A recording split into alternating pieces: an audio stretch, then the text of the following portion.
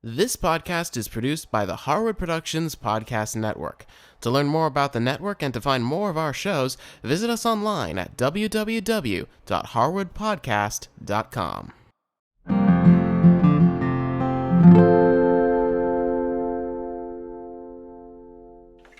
Hi, I'm Cindy Harris. Welcome to Easy Entertaining. If you're looking to serve your family and friends some real comfort food, try this steak and Guinness pie. We're going to start this flavorful stew by putting on our onion goggles because we're going to slice up and thinly slice, as a matter of fact, 3 large onions. Now, I'm using red onions, but you could easily use white or yellow. And then I'm going to go to my soup pot and I'm going to put in about 2 to 3 tablespoons of olive oil, and I've got my heat on medium-high. Then I'm going to go ahead and take all of those onions and I'm going to put them right into the pot. Now, that heat's pretty hot, and these are going to cook for 10 minutes, so you're definitely going to want to put your timer on. Now, once you get the onions in the pot, go ahead, give them a little stir so that oil kind of coats them. And then I like to go ahead and start seasoning at this point. And I'm going to take some kosher salt and I'm going to put a little bit of that in. And then I'm also going to take some fresh ground pepper and put that in. And during the 10 minutes, you're just going to want to go over and keep stirring it every few minutes. Now, when you're not stirring, we need to go ahead and get some carrots and celery cut up. And so I'm first going to start by getting 3 carrots, and then I'm going to go ahead and do a thick slice on those. And then I'm going to do the same thing with the celery, just do a thick slice. Now, I'm going to keep all the veggies on this cutting board, and then to this I'm going to get 3 cloves of garlic, and I'm going to mince that just right on top. Then the last thing I need is a sprig of rosemary. After 10 minutes, your onions are going to have really cooked down, and you see how we have all that dark stuff on the bottom of the pan? That's called fond, and we want that because that flavors our stew. So after the 10 minutes and we've got that nice dark fond, we're just going to take all of our carrots and celery and garlic and rosemary and pop that right into the pan. And then grab your spoon and give everything a big stir. We want to get all that fresh vegetable cooked in with the onion. Now we're going to go ahead and get about 20 ounces, that's about 2 packages of these sliced brown mushrooms. Now, if you can't find them and you need to slice them yourself, that's fine. But boy, these are so handy. And I do want quite a bit of them. You could use up to 2 pounds of them if you'd like. And again, go ahead and give them a stir. We want those mushrooms to start cooking down. Then get a big tablespoon of flour, sprinkle that in, and then immediately stir that in as well. If you do it at this point, it won't lump up on you. It'll just kind of mix itself into all those veggies. And then we want to go ahead and add 2 pounds of stewing beef. Now, it seems unusual that we wouldn't brown it first, but for this recipe, you don't have to, which is kind of nice. So you get your meat in, and then it's 1 bottle of Guinness beer right over the top. Then again, just get your big spoon out and start stirring everything up. Now, this is going to cook for about an hour and a half, so you don't have to worry your meat is going to get nice and tender. But there's not quite enough liquid with just the beer, so we want to go in and add about 4 cups of beef broth. Now, the reason I say about is you want to basically get it so it's covering most of your meat, because this meat needs to kind of braise or cook slowly in liquid. So that's what we'll use the beef broth for.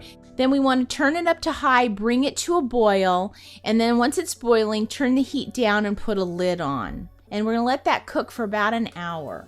Then after an hour, we're going to take the lid off, and we need it to stay simmering very vigorously like this for another half an hour. So you may need to turn your heat up from low up to medium because we want it to start to thicken. Now, it all depends on so many things, but I'm finding this one to be a little thin, and I like it to be a little thicker. So I'm going to add a slurry. So you make that decision where you know whether you need a slurry or not. But a slurry is just a couple of tablespoons of cornstarch with just a little bit of water mixed in. And when you put that water in, you need to really stir it up so that the slurry is nice and thin and smooth. You don't want to put cornstarch just right in your stew. It will lump up on you. So go ahead and add that in, and it needs to be boiling because that's what cooks the cornstarch, which then thickens the stew a little bit more. So just kind of stir it every now and then, and you'll see it starts to come up to a nice thickened consistency like this. Now once the stew part is ready, we need to get a rimmed baking sheet, line it with foil, and get a nice sized casserole dish and put that on top. And then you need to defrost 1 sheet of puff pastry. And then you're going to want to bring your stew over from the stove, and we're just going to take and pour the whole pot into our baking dish, just like this. Then you want to make sure to fish out your sprig of rosemary. And then you want to get 2 cups of cheddar cheese. Now I'm using Irish cheddar cheese because Guinness is a wonderful Irish beer. But use whatever kind you like, but spread that right over the top. And then get your puff pastry, and because it's defrosted, you'll be able to easily unfold it. And then I just lay it on top of my dish, and then no matter what shape your dish is, just kind of roll the edges up just like that. Then we're going to take 1 egg and just lightly beat that up, and then take a brush and we're just going to brush a little egg wash right on top of that puff pastry. And then a little sprinkling of kosher salt.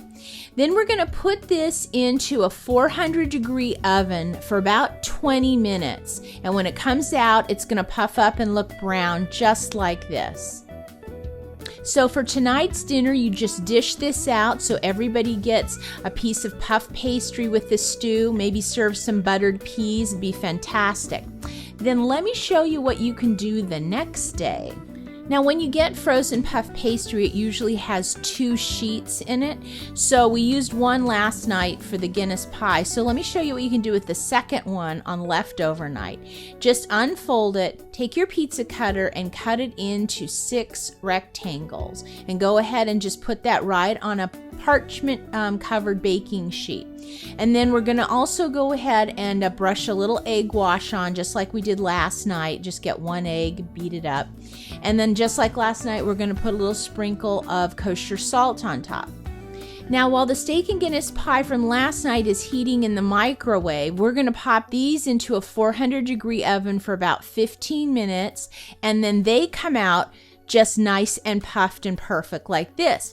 Now the stew from last night, the steak and Guinness pie from last night, the puff pastry is going to be kind of soggy. It'll still taste good, but then what I do tonight is I dish that up into a bowl, and then I just put a nice fresh hot puff pastry on top, and it works out great for leftovers.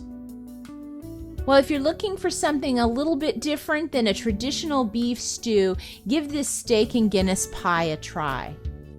For more information on this episode, go to our website and visit the Easy Entertaining show notes. Also, if you have any questions or ideas for us, send us an email. Thanks for watching. We'll see you next time.